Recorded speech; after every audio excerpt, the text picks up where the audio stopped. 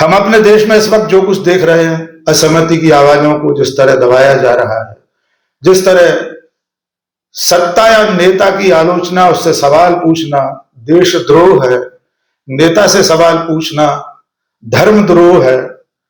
नेता ही देश है, नेता ही धर्म है। वो सेंगोल धारण करके धर्म ध्वजा फहराना चाहता है और अंततः राजनीतिक सत्ता के अलावा धर्म का भी सबसे बड़ा पुरोधा बनना चाहता है। ऐसे में आपको समझ में आएगा कि हिटलर, मुसोलिनी, अगस्तो पिनोशे या दादा ईदी अमीन किस तरह धर्म की सत्ता का भी उपयोग किया करते थे। आज भी हमारे आसपास बहुत सारा कुछ ऐसा घटित हो रहा है जिसे मैं अक्सर मुहावरे में लोया लुहान समय कहता हूं। लहू लुहान की बजाय लोया लुहान। आप समझ सकते हैं कि ऐसे समय में ये किताब आपको बताएगी कि अंधेरा और गहरा हो उससे पहले आप चेत जाएं। हर अनपढ़ हिटलर को ऐसे डिग्रीधारी अंधभक्त मिल ही जाते हैं। अजीब शहर पे जीवन निसार करना पड़ा, अजीब शहर पे जीवन निसार करना पड़ा, धुएं का दरिया हमें रोज पार करना पड़ा। तो आप लोग उस धुएं के दरिया को पार करके यहां तक आए हैं। बात इतिहास की किताब की हो रही है। 20वीं सदी के तानाशाहों पर हम बात कर रहे हैं। इसे पढ़ते हुए पहले थोड़ा सा 21वीं सदी के इस दूसरी दहाई के परिदृश्य पर नजर डाल लेना चाहिए कि हम किस दौर में जी रहे हैं, इस वक्त हमारे आसपास हो क्या रहा है। ये जो 21वीं सदी है, इसमें जमहूरियत का लबादा पहनकर भीतर तानाशाही का जिरह बख्तर बांधते हुए बहुत सारे लोग हमारे आसपास दिखाई दे रहे हैं। दुनिया के सबसे पुराने लोकतंत्र में सफेद हवेली में बैठा हुआ जनता के वोटों से चुना हुआ शख्स पूरी दुनिया पर हंटर फटकार रहा है। लोकतंत्र की जननी, दुनिया का सबसे बड़ा लोकतंत्र, वहां एक अजैविक अवतार जनता के वोटों से चुनकर तानाशाही की तरफ धीरे धीरे कदम बढ़ा रहा है। ऐसे में 20वीं सदी के इस मुहाने पर, 21वीं सदी के मुहाने पर 20वीं सदी के तानाशाह कैसे थे, वे कैसे बनते थे, उनका हाड़ मांस क्या था, उनका अस्थि मज्जा क्या था, वे कौन सी परिस्थितियां थी, वे कौन लोग थे जो उन्हें खाद पानी दिया करते थे। इसे जान लेना और पहचान लेना इसलिए जरूरी है ताकि आने वाले कल के तानाशाहों की पदचाप आप समय रहते सुन सकें, उनकी बोली बानी पहचान सकें, ये समझ सकें कि वो कौन सा झीना सा पर्दा है, वो कौन सा झीना बीना आवरण है। रोज रोज नए नए पोशाकों में कौन है जो तानाशाह जैसा बनना चाहता है। जब आप इस किताब को पढ़ेंगे तो आपको लगेगा कि सर्वहारा की सत्ता के बहाने सत्ता के सर्वोच्च शिखर पर पहुंचे लोग कैसे 20वीं सदी में सर्वसहारा बन गए थे। अभी गिरिराज भाई ने स्टालिन का जिक्र किया, सचमुच में बहस चल रही है। आज भी मैं जब आ रहा था तो देखा एक वेबसाइट पर, लंबा विश्लेषण है। लेकिन लेखक की स्वायत्तता, लेखक का अधिकार उसे अपने तरीके से नायकों और इतिहास की घटनाओं की मीमांसा करने का अवसर देता है। हो सकता है उनके तर्क अपनी जगह हों, लेकिन जब आप अशोक पांडे की इस किताब को पढ़ेंगे तब आपको समझ आएगा कि सचमुच में लेनिन का जो उत्तराधिकारी था वो कालांतर में किस तरह तानाशाह बन गया था। एक एक घटनाक्रम, उस वक्त की परिस्थितियां ये बताती हैं कि भले कोई व्यक्ति पार्टी की सत्ता के नाम पर सत्ता में आया हो, लेकिन जब उसने व्यक्ति की सत्ता स्थापित की तो उसका दमन चक्र पहले दूसरों पर चला, फिर उसकी चक्की घर के भीतर चलना शुरू हुई और उसके बाद लेखक, कवि, साहित्यकार, हर वो व्यक्ति जो असहमत था वो किस तरह साइबेरिया भेज दिया गया, किस तरह लोग गायब हो जाते रहे 20वीं सदी के इन तानाशाहों के दौर में। ये किताब इस बात का सबूत है। हम अपने देश में इस वक्त जो कुछ देख रहे हैं, असहमति की आवाजों को जिस तरह दबाया जा रहा है, जिस तरह सत्ता या नेता की आलोचना, उससे सवाल पूछना देशद्रोह है। नेता से सवाल पूछना धर्मद्रोह है। नेता ही देश है, नेता ही धर्म है। वो सिंबल धारण करके धर्म ध्वजा फहराना चाहता है और अंततः राजनीतिक सत्ता के अलावा धर्म का भी सबसे बड़ा पुरोधा बनना चाहता है। ऐसे में आपको समझ में आएगा कि हिटलर, मुसोलिनी, अगस्तो पिनोशे या दादा ईदी अमीन किस तरह धर्म की सत्ता का भी उपयोग किया करते थे।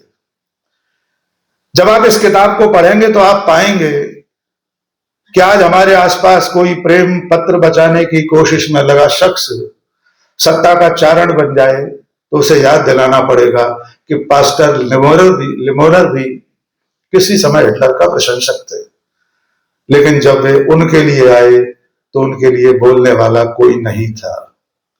वो कालजयी कविता आपने सबने सुनी होगी। तो आज हमारे इस दौर में ये किताब हमें ये बताएगी इतिहास के अनगिनत पन्नों में अनगिनत लोगों के खून इन तानाशाहों ने किस तरह बहाए थे। और एक बहुत जरूरी बात ये किताब रेखांकित करती है, ये किताब आपको बताएगी कि आज भी दुनिया जिस तरह दो ध्रुवों में बटी हुई है, यद्यपि शीत युद्ध के समय जैसा बंटवारा इस वक्त नहीं है, लेकिन ये तानाशाह जिस समय छोटे छोटे कदमों से आगे बढ़ रहे थे, जब ये घुटनों के बल चल रहे थे और जिस दिन ये तनकर खड़े हुए, तब तक इन सब लोगों की इस यात्रा में दोनों ध्रुवों के लोग, चाहे वो दक्षिणपंथी खेमा हो या वामपंथी, चाहे अमेरिका का ब्लॉक हो या सोवियत संघ का ब्लॉक, ये सब लोग तब तक चुप रहे, यहां तक की मुलाकातें करते रहे जब तक कि ये आग उनकी दहरी तक नहीं पहुंच गई। चाहे हिटलर रहा हो, चाहे मुसोलिनी, अगस्तो पिनोशे हो, ईदी अमीन हो, किम इल सुंग हो, इन सब के साथ इन दोनों ध्रुवों की सर्वोच्च सत्ताओं ने आशीर्वाद जैसे हाथ रख रखे थे, लेकिन जब वे भस्मासुर बनना शुरू हुए, जब पर्ल हार्बर पर बमबारी हो गई, तब अमेरिका और इंग्लैंड की नींद जागी थी। यह किताब ये बताती है कि साहित्यकार, कथाकार, लेखक, इतिहासकार सब किसी तानाशाह को बर्दाश्त नहीं होते। अगस्तो पिनोशे ने पाब्लो नेरूदा को किस तरह धीमा जहर देकर मार दिया या मरवा दिया था, ये किताब इस बात का सबूत है। आज भी हमारे आसपास बहुत सारा कुछ ऐसा घटित हो रहा है जिसे मैं अक्सर मुहावरे में लोया लुहान समय कहता हूं। लहू लुहान की बजाय लोया लुहान। आप समझ सकते हैं कि ऐसे समय में ये किताब आपको बताएगी कि अंधेरा और गहरा हो उससे पहले आप चेत जाएं।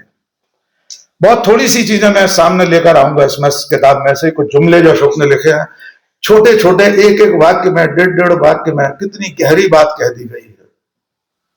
साथ ही ये किताब ये भी बताएगी कि अंत हर तानाशाह का वही होना है जो इस किताब में इन 6 तानाशाहों का बताया गया है। कोई अपनी कनपट्टी पर पिस्तौल रखकर खुदकुशी करेगा, किसी की लाश लैंप पोस्ट पर लटकी दिखाई देगी, कोई गुमनामी में किसी दूसरे देश में अस्पताल या किसी आलीशान घर में मरा पाया जाएगा।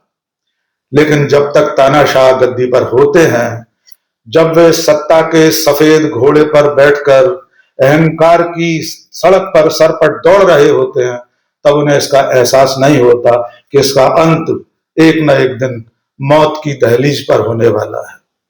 बहुत छोटे छोटे 1-2 उदाहरण मैं इसमें से आपके साथ साझा करना चाहता हूं। अशोक भाई ने बहुत मेहनत की है, सब चीजें ऑथेंटिक हैं, हर चीज का फुटनोट है, रेफरेंस बुक्स का हवाला है। आप एक भी तथ्य का खंडन नहीं कर सकते, आप ये नहीं कह सकते ये आपने अपने मन से कहीं लिखा है, और इतिहास की किताबों के लिए यही सबसे जरूरी बात है। देखिए 1-2 बातें बहुत छोटी छोटी आपको आपके साथ साझा करता हूं।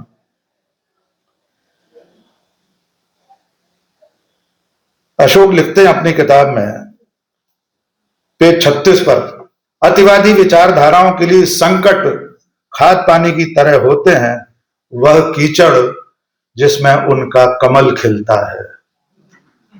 इससे ज्यादा और कुछ कहने की जरूरत नहीं है, ये एक वाक्य अपने आप में पर्याप्त है।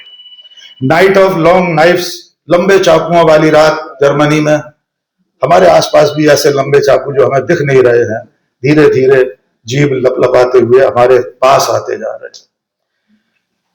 गोएबल्स का जिक्र करते हुए अशोक लिखते हैं, हर अनपढ़ हिटलर को ऐसे डिग्रीधारी अंधभक्त मिल ही जाते हैं। हर तानाशाह यही चाहता है कि उसे देश समझा जाए, उसके खिलाफ बोलने वाले को देशद्रोही। हर हिटलर के पास अपना एक गोएबल्स होता है, हिरना समझ बूझ वन चरना। हमारे आसपास भी कोई हिरना हीरेन पता नहीं कौन था।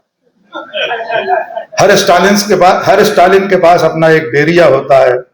हिटलर और मुसोलिनी की तस्वीरें पूरे देश में लगी होती हैं जब वे सत्ता के शिखर पर होते हैं। उनकी जीवनियां स्कूलों में पढ़ाई जाती हैं। किसी की जीवनी में मगरमच्छ बचपन में पकड़कर घर लाने का वृतांत होता है, किसी की जीवनी में कुछ और।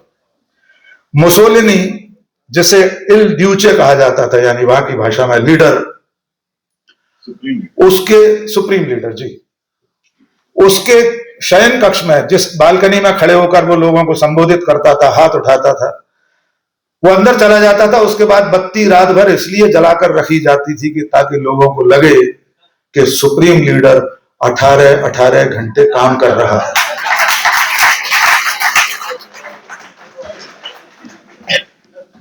तो ये किताब अपने आप में इस बात के लिए, जगाने के लिए, हम सबको चेताने के लिए एक खिड़की है, एक दहरी है, जहां से हम आगे 21वीं सदी के तानाशाहों को पहचान सकें, उनकी आहट को सुन सकें।